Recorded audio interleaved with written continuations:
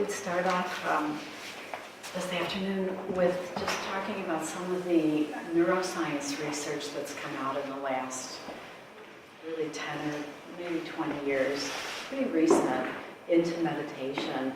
And are you all seeing all the articles all the time that are coming out in the news? In the news we get, we see it literally almost every day or at least several times a week.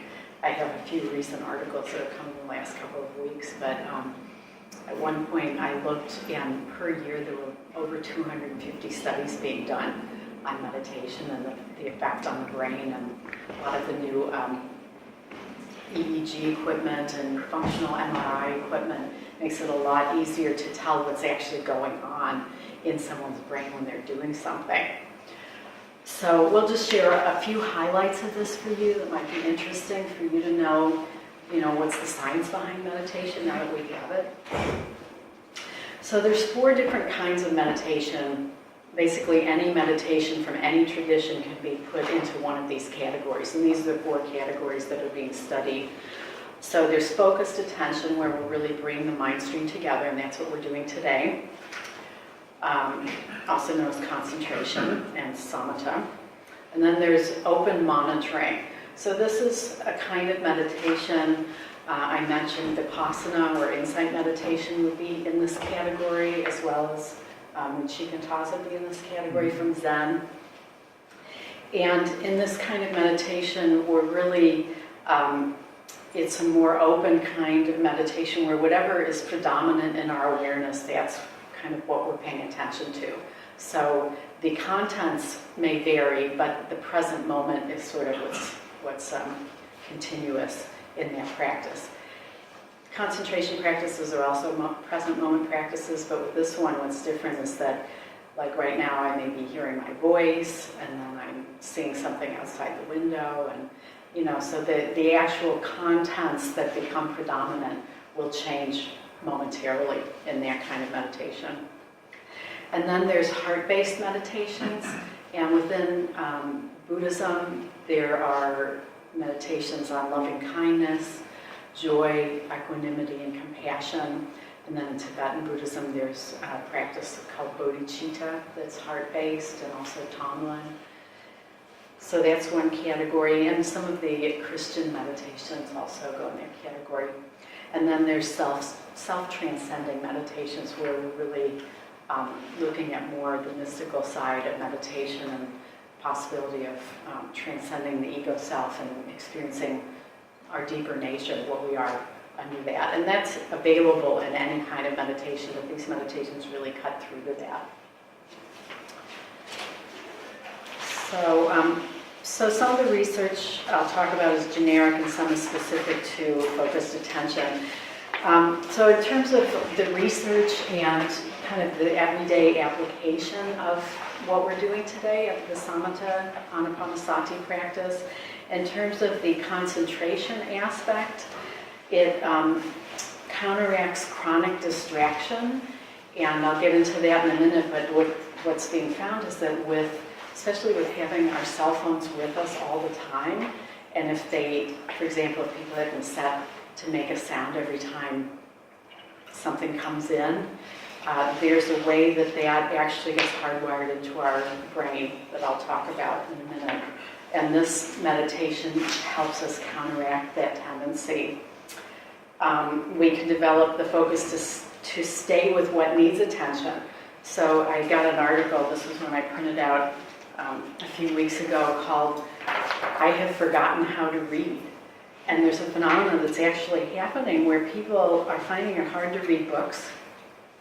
Like, we're so used to reading things in bites of, less than a minute or a few minutes at the most, or 10 minutes, that there's a phenomenon that's happening where people can't actually stay with something. So if you need to stay with something for long periods of time, it's like a lot of what's happening is that the brain is getting hardwired to not have that capacity as well. And again, this practice helps us to really develop that in a big way. It helps us to be present to others and really stay with what's happening with them. And also, obviously, reducing addiction to information, internet devices, entertainment, and so on.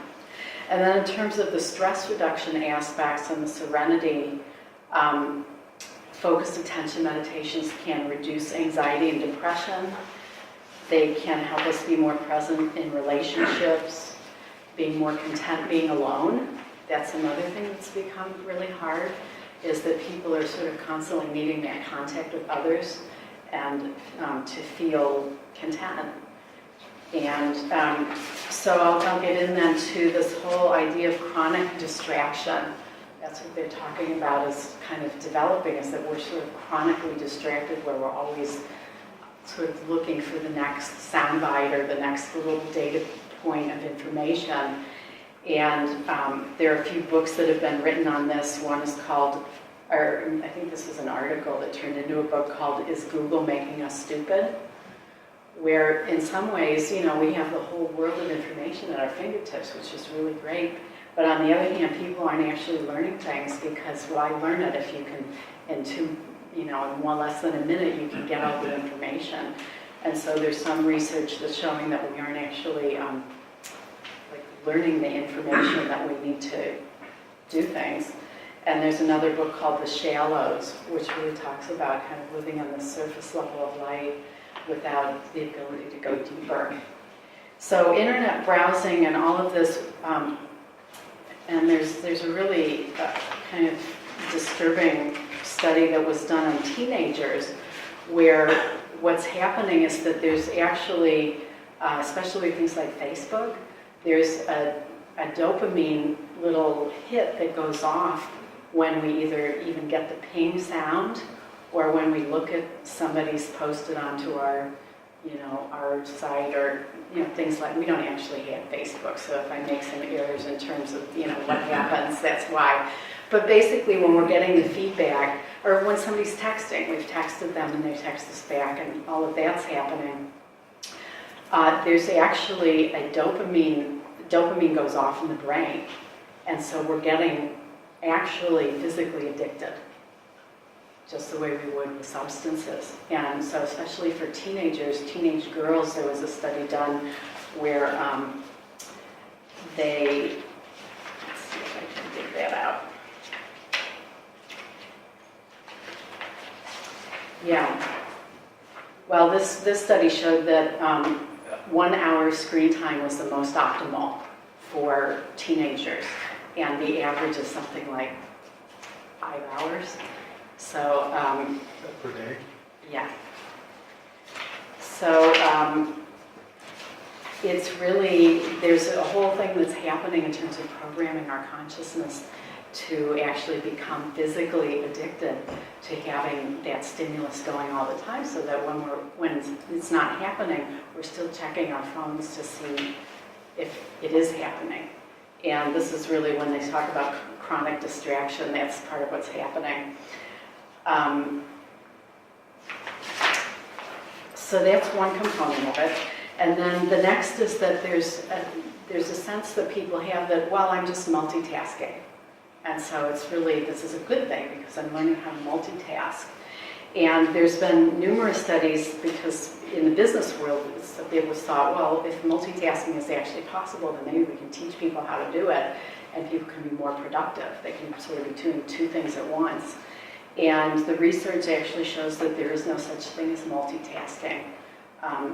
Stanford University did a study on this, and it showed that people who are trying to multitask actually perform worse than if they had just like focused on one thing and did it for a period and then did something else.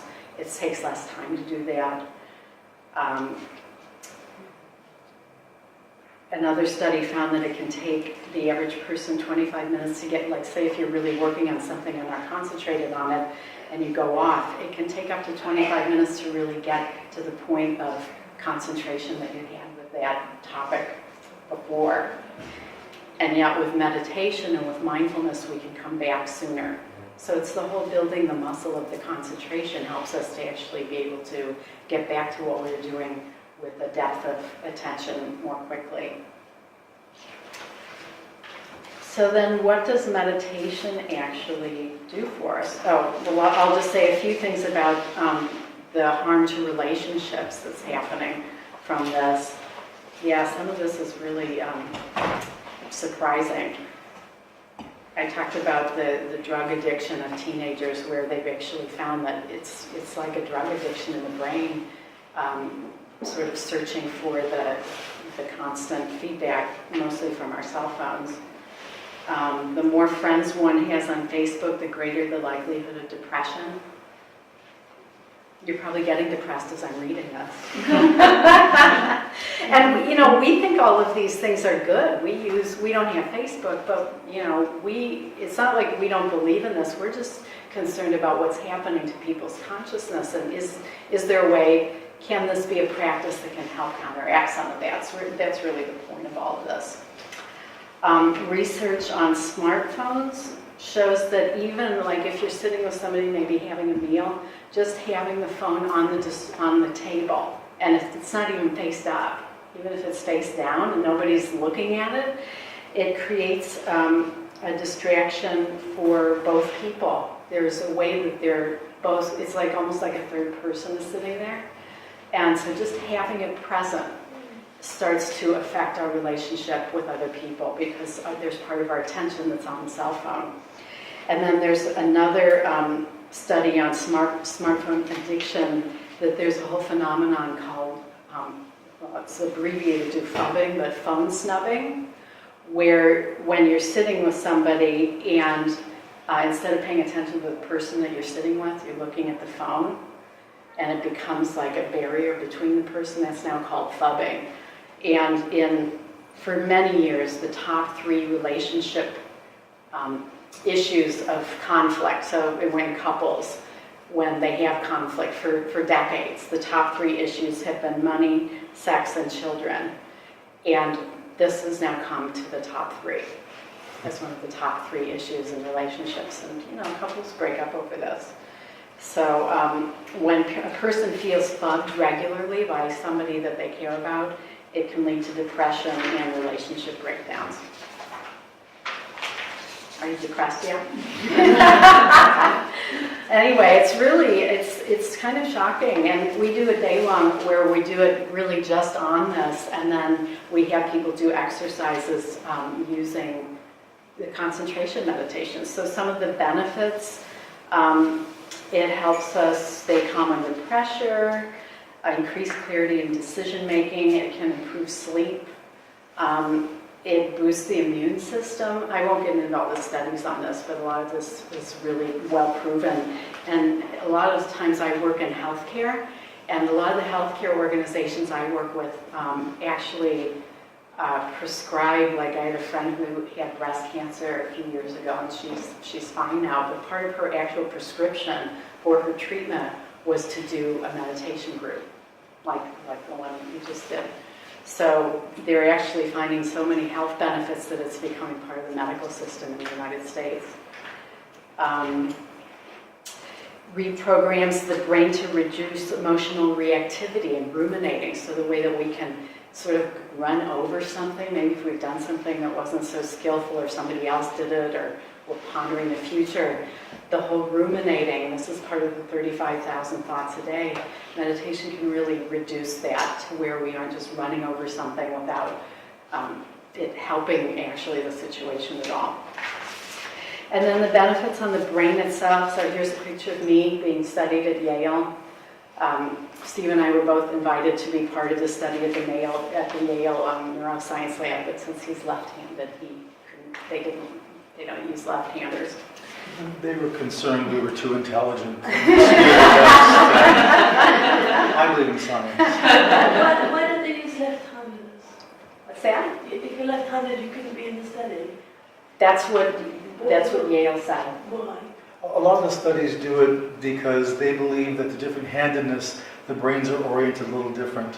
They just want consistency. It's right. It throws off the study. It's not a value judgment. Yeah, So whether it's true or not, we don't know, but a lot of the studies do keep the one-handedness, typically right-handed, since that's more dominant.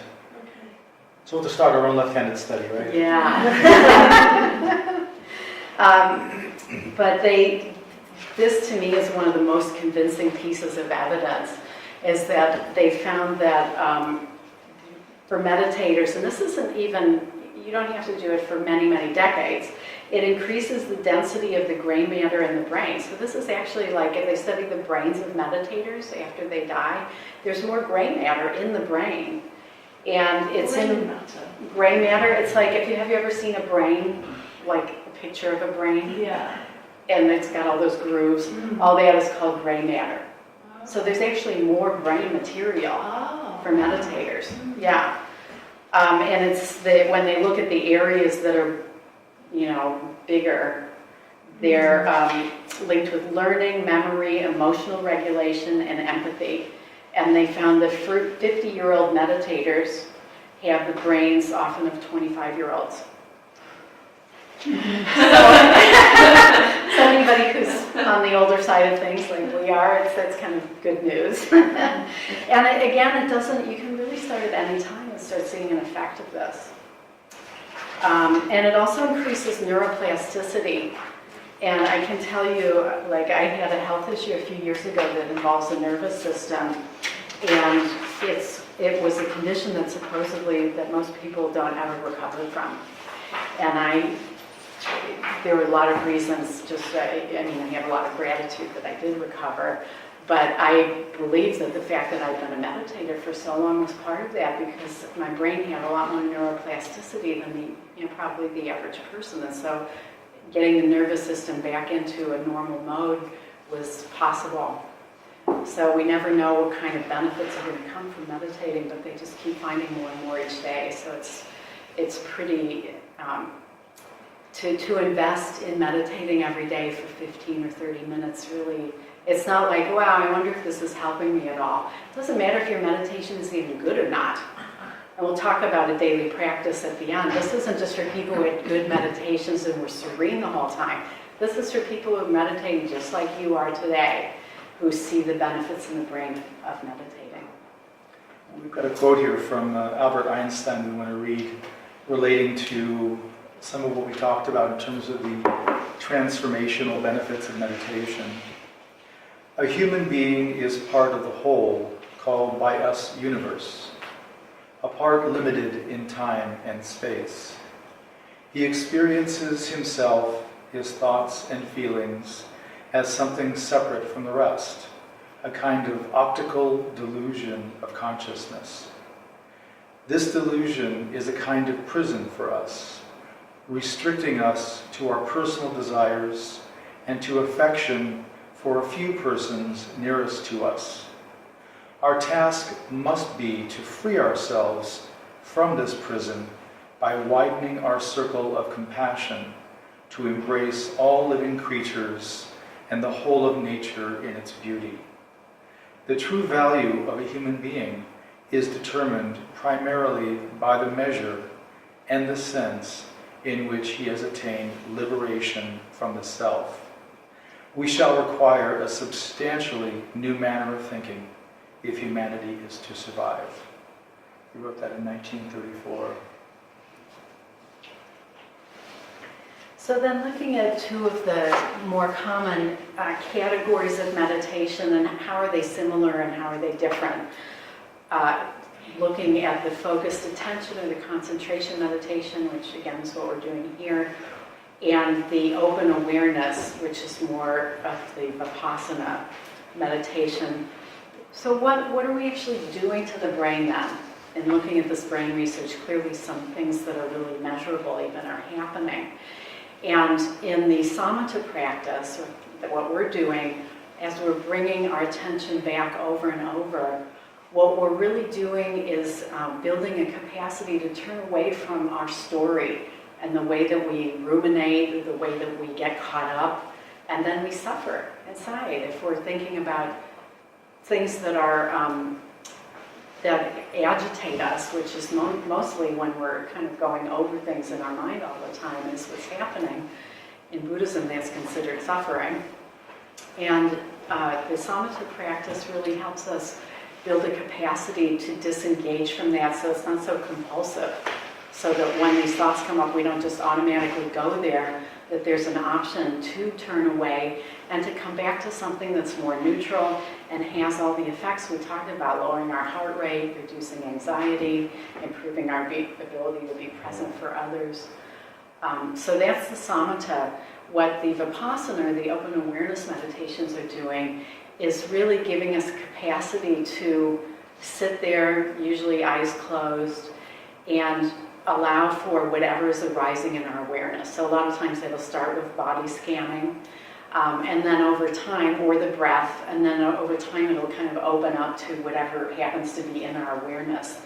And so we may find that pleasant things are arising at certain times, and with those practices, what we do is, instead of getting attached to them, we just let that pass through.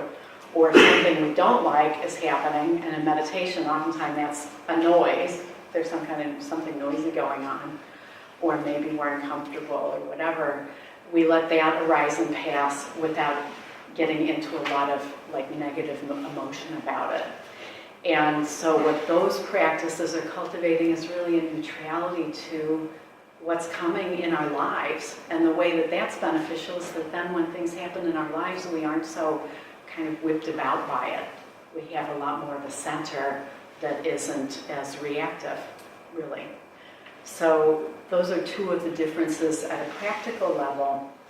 And then at the more transcendent level of these practices, the samatha that we're doing here, like we said, it's really a practice that's very much about turning inward and orienting towards the mystery that's manifesting everything, which is really formless. That's how it's understood in Buddhism, that there's a kind of unconditioned ground beneath everything that is what everything, all of form, is emanating from, including us. And the breath is kind of a miracle, because how do we know when somebody is dead? They're not breathing anymore. And how do we know when a baby is born and they're healthy? They're breathing. And so there's a way we don't really know in a way where the breath and where our life force even comes from.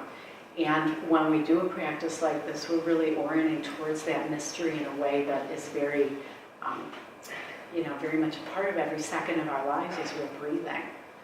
And so that practice takes us closer to that mystery, whereas a practice like I was describing, the open awareness, where we're really sort of letting the phenomena that are arising in our consciousness really be known to us more directly. It's kind of open. In that, we're investigating our reality more. And so that practice often is called purification of view, or how our view of phenomena, how our consciousness holds that and responds to it. But that can be taken, for people who are doing meditation practice intensively, that can be taken to really levels that cut through our conventional perception of reality and get to more of an ultimate level that a lot of the mystical traditions talk about. Anything else we need to say about? Oh yeah, so really I think the main thing to say about the different kinds of meditation, because some of you are doing other kinds and you may want to explore other kinds of meditation at some point, is that they're all good for our consciousness. It's just like physical exercise. If you do running, strength training, yoga, Pilates, whatever kinds of physical exercise you do or a person does, they're all going to benefit us, but they aren't doing exactly the same thing. So if you're a runner and you do cardio, that's going to really improve your cardiovascular system, and yes, your legs will get stronger. But if you're doing strength training, that's going to improve your cardiovascular a little, but you're really going to get, your muscles are going to get stronger and leaner. And so this is how it is with these different kinds of meditation. They're all beneficial and helpful, but they aren't doing exactly the same thing. And so if, as you may go further in your meditation practice, it's just helpful to know what you're practicing and what's it actually doing to your consciousness. And with the samatha, it's really designed to do a lot of the things that happen to be becoming more of a problem in our society because of all of the technological advances we're having. It's expected in this meditation that we're going to meet resistances within our own system, the habits of mind, the personality patterning, and they're classified in Buddhism. We have what we call the hindrances, and I'll talk about those in just a minute. But one of the ways that we have framed the process, for Tina and I have framed the process from sitting to encountering these hindrances, came from when Tina was younger. She was a certified scuba diver. And where we live in California, a lot of people do beach dives. They get their scuba gear and get all outfitted, and then they walk backwards into the water. And we realized that walking backwards into the water is a great metaphor. It's really, we can't tell what's going to come and what's going to be a resistance or a distraction. So in some ways, these waves really demonstrate that. And so the way we look at it is, as one is leaving from the beach, trying to get beyond the waves into the still water, the area where the waves are breaking is called the surf zone. And so this is our surf zone metaphor. Whereas we start and we establish on the breath and begin settling, then we're going to get various resistances. Things will be distracting, like initially it's activities that you can hear in the room or just outside, sort of the ones right around you that are sort of, you feel you're being bothered by it and wish you would stop or change. And so those are more the environmental, and those are more like the ankle waves, right by the beach. And they're not too difficult to manage. And so when we get some stability and get a little bit deeper, then what's going to start happening is the habitual resistances or behaviors of the mind will start showing up. And we have to really just stay with the breath as the secret. That's always the instruction. And if we stay with the breath, we will move through the waves and get out to the deep water. But when we sit down to do this practice, Tina and I do, we expect there to be a surf zone. We're not fully enlightened beings, so we're going to have habits of mind, but they're not the same necessarily. So the ones that you might reconcile or resolve, there's going to be others that may be deeper. And so as we make our way through these waves, we get into some of the more habituated activities of our mind, things that really do distract us and take us away from what we're doing. And again, if we get knocked down, if the waves knock you over, then the thing to do is we get back up, we get our gear, we get reassembled, and we continue on out toward the still water. So again, that's an expected part of the practice that everybody goes through. So if you're having the resistances and the mind material coming up, just know that's part of the process. And each time you come back and you orient towards the deep water, toward the mystery, there's a way that you are prioritizing the breath and the still water over the waves. And that helps us detach a bit from the belief and the priority we place on those. Is your question? Oh, is it good to visualize that? To visualize which? The waves? Walking backwards in the waves. Well, you could do that. I wouldn't suggest doing it, we wouldn't suggest doing it in the meditation, but you could conceptualize that that's what's happening before you start the meditation, so you're a little clearer that you are expected to go through those. It's natural and we're human, so that might be helpful. One of the aspects of Buddhism is impermanence and non-duality. Can you say a little bit about the meditation practice in reference to those? Yeah, well, we talked about the absorptions and the jhanas. So the samatha practice in particular, we have the possibility of experiencing non-duality and the emptiness of the self. So that's really, it sounds like you have some understanding of Buddhism. So there's kind of three things in Theravada Buddhism that we're really going for in terms of understanding ultimate reality. Yeah. And one of those is anatta, or no self. Yeah. And that's kind of the emptiness you're talking about. But with the non-duality, so this is where we talked about in the last stage of concentration that there's that possibility of absorption into having our awareness be absorbed into the jhana level. And at that point, there isn't a sense of a me. So that goes dormant temporarily while that state is present. And then as the concentration starts waning, then our awareness comes out of jhana and is in access concentration again. And so that's within samatha, that is how non-duality plays a part of the practice. And it's very transformative because it is purifying all of these patterns of mind so that they're not so, they don't grab our attention. So even when we're not in that state anymore, our mind stream's been upgraded in a certain way. And when we are in that, and this is why we think the Buddha thought this was so important as a practice, even though he added to it with Vipassana, that just the experience of having the me go dormant is so freeing to know that we are, to have a taste of what we are in our deeper nature that's beyond that is profound for people. And some of you may have had non-dual experiences, you may not have called it that, temporarily if you had a moment of your life that was really profound, like maybe you saw a beautiful sunset and somehow you were affected in a way that was, beyond what the experience should have been, or you saw a baby being born and somebody dying. So people can have non-dual experiences who don't even meditate. But oftentimes there is such isolation that they don't have as lasting of an effect as if we have a spiritual practice. And the way that we can see impermanence relating to the surf zone is when we first start this practice and the waves come up, we believe they're real.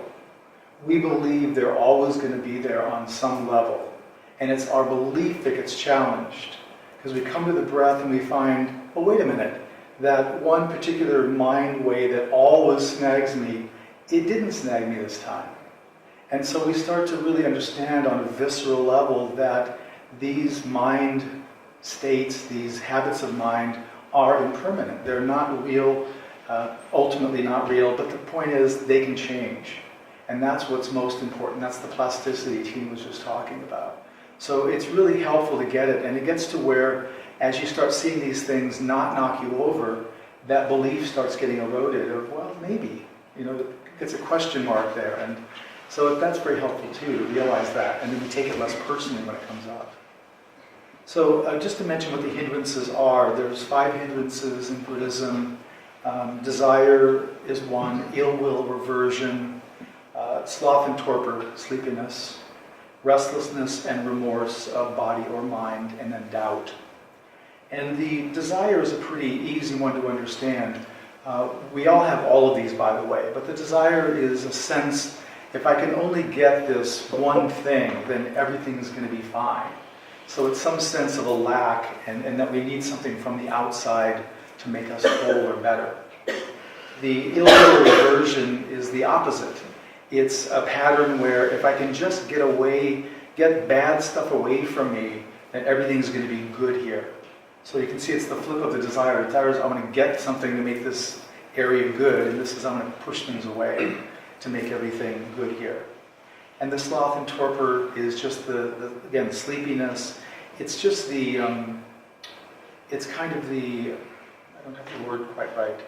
But anyway, it relates to just a kind of sluggishness that can happen. And there are people where this is a common phenomenon in their mind, is they get a kind of a sluggishness of mind. And so again, we all have these. And restlessness and remorse, the restlessness often comes from excess energy. We just get kind of antsy and have a hard time sitting still. And the remorse really is people who ruminate and really think about their life in the past. If I had gone this direction, if I had gone to that school, taken that job, done this, my life would be so much better. And so there's a whole way people can get into loops in their thinking about if they could just change one thing, their life would be so much more improved today. If they started meditating when they were 13. So, and then the final one is doubt. And this is one we see a lot on retreat. And in Buddhism, there's 3 kinds of doubt. There's doubt in ourself, doubt in the teaching, and doubt in the teachers. And you can imagine the most common is doubt in oneself. And we see this show up on retreat where people will be practicing and come in and they'll say, I know that everybody else here is doing really well, and I'm the only one. I'm like the bottom of the class here. And after you get 4 or 5 people in a row saying this, you get the pattern. And there's just a way that we have the doubt. And on one level, it isn't exactly false, because the personality does have doubt, and the personality is actually accurate. It isn't going on this journey. It goes to a certain point, and as we go deeper into access concentration towards jhana, that recedes. So, and the personality gets it, so there's a little bit of panic about that's embedded in this, where then it kicks up the doubt to try to slow us down, to not go deeper. So the way that we work with these, always the first instruction is be with the breath. And when we have to work with these is when they're so predominant we can't find the breath, we can't be with the breath. And in that time we can turn toward them and do a little investigation, again, if we can't find the breath. And in the samatha practice, we're not trying to therapeutically resolve anything or improve ourselves. We're trying to neutralize the hindrance until we can come back to the breath. And the moment we can, we're back out heading towards the still water. And all of this, by returning to the breath, cultivates a disinterest in our mind functioning, our hindrance patterns, and really we're challenging the deep grooves that these have laid in our brain to see if really are they ultimately true or not. And that gets challenged. And this is purification of mind, as we said. Every time we come back to the breath, every time we prioritize that over anything else that's going on, there's a purification of mind. Reminder, this is a present moment practice. We really want to not project in the future. This gets common. People start thinking about, well, if I can get access concentration, if jhana will arise, everything will be really great. Well, it's another form of desire. We're reaching for that. We had a teacher we know gave us a comparison where with the open awareness practice inside, he said it's like walking down a country lane and you see a boulder in the road.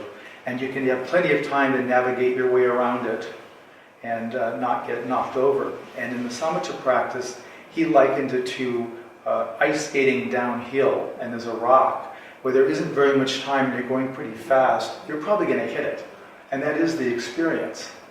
And I always say, well, who ice skates downhill? I mean, that's a little silly, but you get the point, is that it's less of an option. We are going to run into these things, and that's an expected part of the process.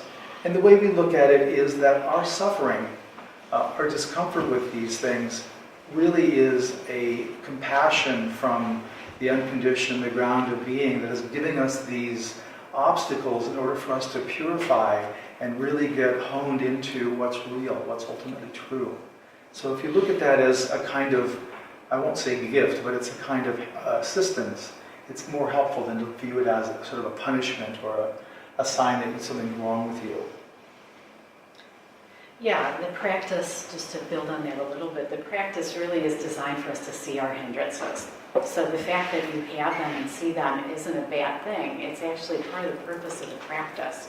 Because what that does is, like for most people who don't ever meditate, all these things are still running. These are running all the time on automatic.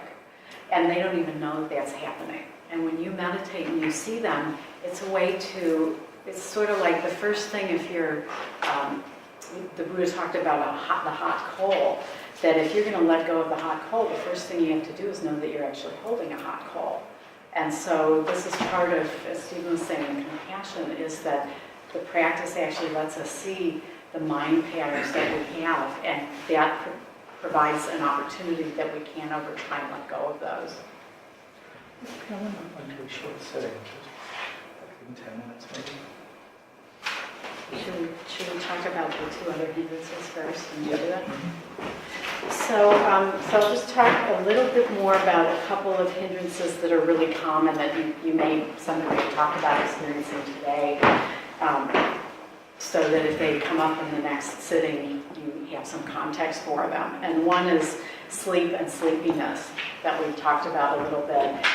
And we've just viewed that a lot of people are just chronically, sleep deprived and tired.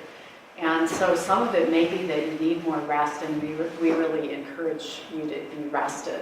And on our retreats, we actually tell people for the first few days, take a nap if you want, skip the sitting period so that you can be rested. So it may just be telling you that. there's actually one of the hindrance patterns that has to do with kind of a dullness of mind. So if it's something that's happening all the time, even when you're well rested, you may want to sort of orient towards it in that way. But really, what do you do about it? That's the most important thing. And as Stephen said, standing up is really skillful. We know that people feel funny. You're in a group, everybody's sitting there. You don't want to stand up and be the one person that everybody knows, oh, they must have been sleepy, you know. But for your own practice, really, like when we have retreats and we see people standing up, it's like, wow, that person's really committed to their own practice. Because if you're sleeping, you're not actually meditating. It may be better just to go and, you know, get a nap sometimes at those times, but when you want to meditate, it's really good to actually do it.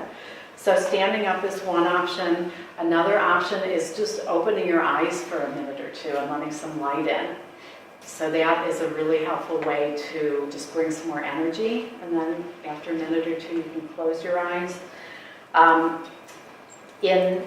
Today this isn't really so much of an option, but in life, if you find that, say, you're more alert after you go for a walk or at certain times of day, to really adjust your timing so that you're meditating at the time when you're the most alert. So like we're both morning people, so we meditate in the morning right after breakfast. If I was to try and meditate every night, that would be not the most optimal time for me. And let's see, what else do we have about sleep and sleepiness? Sitting up more alertly, that's another option, is to just, if you find that you're in a posture that you're starting to kind of, it accentuates the sleepiness, to just, you know, sit up a little bit more straightly, and that can bring some alertness to your sitting. And then the last thing I'll talk about is called sinking mind. And somebody was maybe talking about this. And so what sinking mind is when concentration is stronger than our energy level. So on retreats, people get this a lot, but it can happen in daily practice where you're finding that you're not actually thinking. So it's not like you're having hindrances of going into a lot of thought patterns, so the meditation might be fairly calm, and you may be, you know, fairly focused, but it's kind of got a dreamy quality, and it's like the breath isn't really that sharp. You're losing the breath, but you're not actually going to thoughts, and they call it sinking mind because there's a sense of it just like the mind's just kind of dropping. And a lot of times, like I've heard radio broadcasts or other things where people were giving meditation instructions, and it's almost like sometimes the instructions are trying to get people here. Like you'll hear, I've heard people talking about meditation and how wonderful it is to be in this place, and actually it's sinking mind.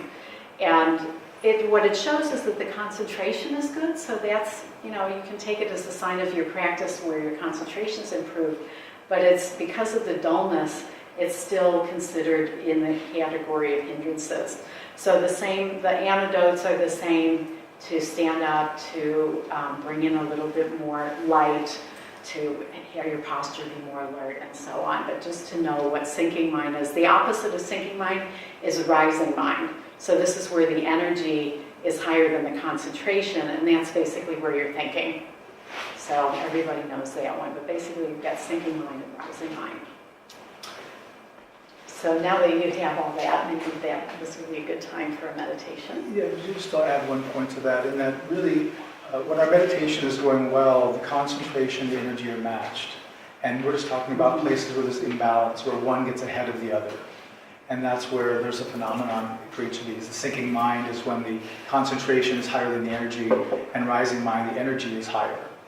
So just so you know, that's a phenomenon. So what we're going to do, I think on this meditation, I'll give you the actual instructions. Do you want the posture instructions first, or wait till next meditation? I was thinking just like 15 minutes right now. Okay. So I'll give the traditional instructions for the sitting. So we'll go ahead and meditate, and then we'll just sit for 15 minutes, so we can do a little shorter one, and you can see how that goes. So seat yourself in a comfortable upright posture with your eyes closed and your hands on your lap or on your legs. Allow your shoulder blades to relax and melt down your back toward the floor.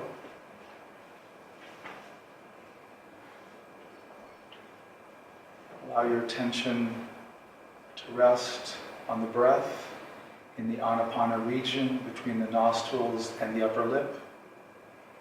The object of this meditation is the breath. You are to know the breath as it passes between the nostrils and the upper lip. If you find that you have gone away from the breath, gently return your awareness to resting on the breath in the Anapana region without judgment or self-criticism.